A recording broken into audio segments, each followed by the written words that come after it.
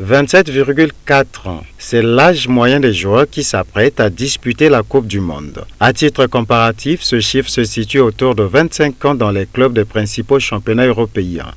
L'expérience est donc privilégiée par les sélectionneurs au détriment de la jeunesse. L'effectif le moins âgé est celui du Nigeria avec une moyenne de 25 ans. Ce sont d'ailleurs les équipes membres de la Confédération africaine de football, la CAF, qui possèdent les plus jeunes joueurs. À l'opposé de la pyramide, la sélection la plus mûre est le Panama avec un effectif frôlant les 30 ans. Né le 4 janvier 1999, l'Australien Daniel Arzani, 19 ans, est le plus jeune joueur appelé pour cette Coupe du Monde 2018. Arzani, né en Iran, a 15 jours de moins que le Français Kylian Mbappé. Le vétéran du mondial est né le 15 janvier 1973 et il est égyptien. Le gardien égyptien Assam El Hadari, 45 ans, s'apprête à battre le record du plus vieux joueur de l'histoire de Coupe du Monde que détient le Colombien Farid Mondragón, qui a joué à 43 ans en 2014. La majorité des joueurs présents avec leur sélection en Russie évoluent dans les ligues les plus riches d'Europe. Les championnats les plus représentés sont sans surprise l'Angleterre, l'Espagne, l'Allemagne, l'Italie et la France.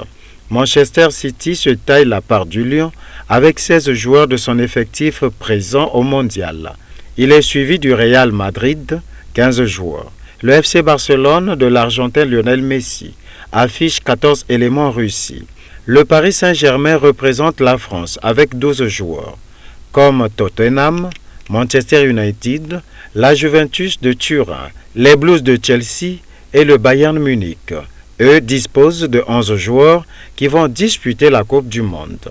Avec 61,5% de joueurs nés à l'étranger, le Maroc est le pays qualifié qui possède le plus de binationaux.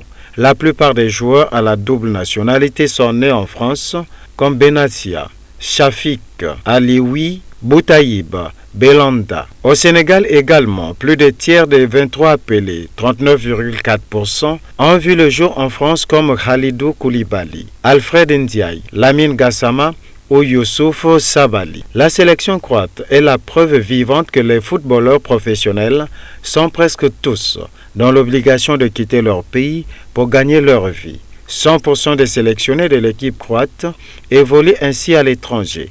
A contrario, la sélection anglaise compte 100% des joueurs évoluant au pays.